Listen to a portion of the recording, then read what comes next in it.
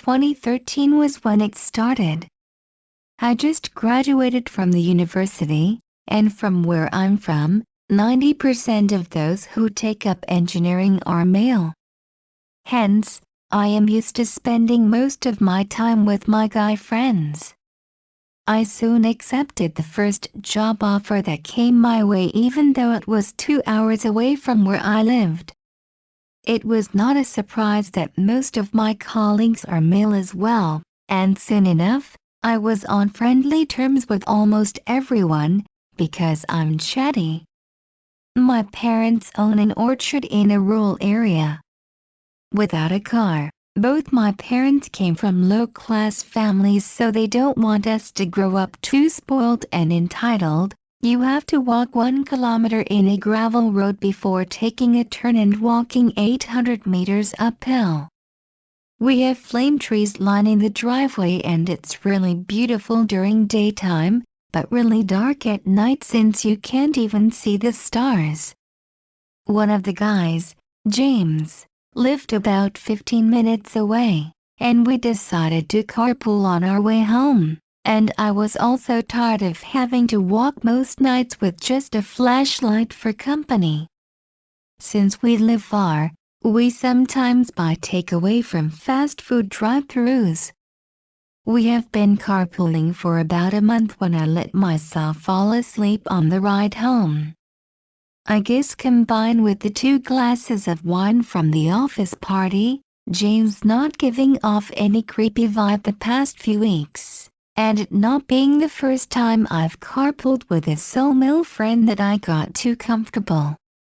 I woke up to the sensation of someone touching my hand, and opened my eyes to find that we are parked in the middle of our long driveway, headlights off, with James caressing and sniffing my hand. My mind immediately went, WTF is he doing, sniffing my hand?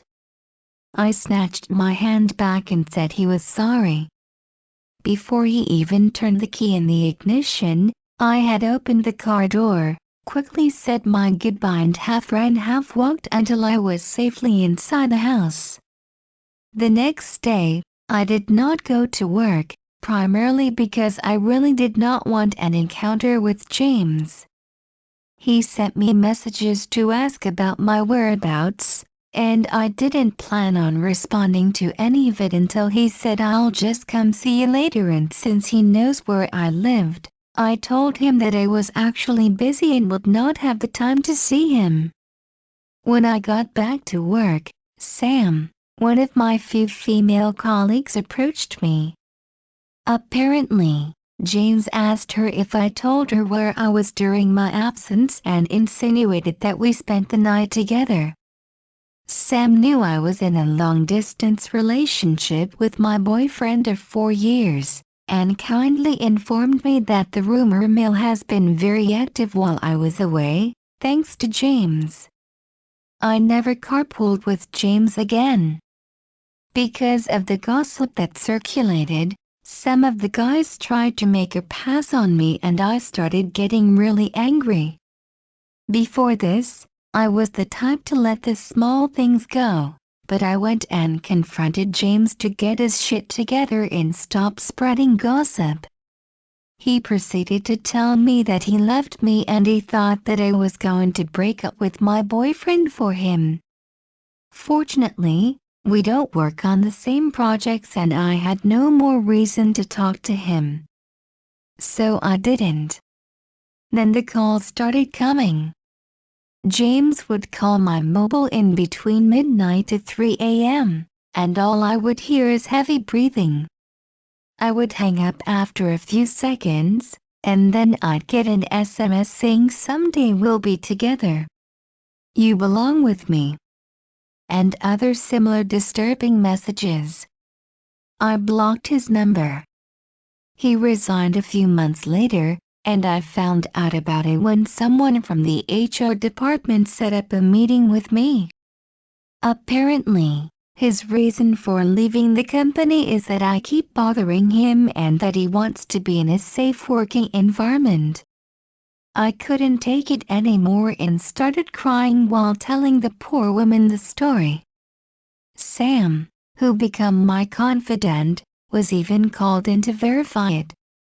He had already left by then and only mentioned me during his exit interview. Then the emails started coming in. It was already 2014, and I kept getting emails from various email addresses, which are obviously throwaways, on both my personal and work accounts. I marked those as spam without reading it. At this point, I wasn't even angry and just treated him as a constant annoyance.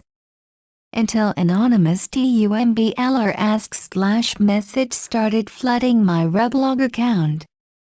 Unlike emails where I never bothered to read the content, I was shocked to read him describe the exact time in the afternoon I went out the office to head home, where I had lunch and who among my coworkers I had lunch out with, what I was wearing, and other details like that. After disabling anonymous messages, those messages started coming from throwaway accounts and I eventually deactivated my account. And because I am an idiot, I went to my emails junk folder and found out that he had been sending me these messages for a while already, not a month after he quit. The blood drained from my face when I realized that I have never even noticed him at all. I started getting really paranoid on who I talked to, because they might be talking to him, and started ordering takeaway so I didn't have to go out for lunch. It was in October when I finally told my parents about it and they lent me one of their cars so I don't have to walk outside of the office building, basement parking. I thought it has finally come to an end when I haven't heard anything for a few months. December came and I was spending the weekend with my boyfriend out of town, and posting photos online with an Instagram account I just created when a throwaway account suddenly started tagging me in comments on my friends' accounts, accompanied with deeply offensive slurs against me. We were on our way back when I checked my Instagram notifications, and although he left so many comments on my friends' accounts, he only left one on mine. It was for a photo of me and my boyfriend. I usually just post photos of food and sceneries. Where's Puppy? I have a 12-year-old dog, Golden Retriever, named Puppy, and I immediately called home to ask about her. We usually let her run around the orchard during daytime, but she comes running, although a little bit slower now that she's old, when you call. My brother couldn't find her anywhere, and I started becoming more frantic on the car ride home. My mom reported to the police that someone trespassed on our property and may have stolen our dog, but they really couldn't do much since they can't scour 5 hectares of land for a dog. We did find Puppy after 2 days. One of the staff heard howling from a shallow grave. One leg was broken and she was full of scratches. I cried when I saw her. She weakly wagged her tail when she saw me and started crying until I got to her. We spent a few days in the hospital for her injuries. After that, my parents decided to heighten our security by hiring guards for the property and I couldn't go anywhere without one to accompany me. I started looking for another job because I felt so distrusting of my colleagues. Whenever I was in public, I kept looking over my shoulder to make sure no one is watching. The sight of firearm-carrying men patrolling the home I felt safe in became the norm, and I had little, almost none, privacy. I heard there were a few other trespassers that has been caught but my parents always assured me that none of them were James. That became my life until one day, my parents realized that I haven't heard anything from him for a while. The guards still remain as of writing, but since May of this year, I have had the liberty to go out on my own. I still get a mini heart attack whenever a strange email address comes my way, until I realize it's just spam, or an unknown number calls me. Although I will always wonder why he just stopped, I'm very glad it seems that it's over now. Who knows, maybe he's now terrorizing another poor girl, or he realized, I sincerely hope Puppy had bitten him, it's not just worth it. I now have trust issues and I rarely ever make the move to befriend people anymore.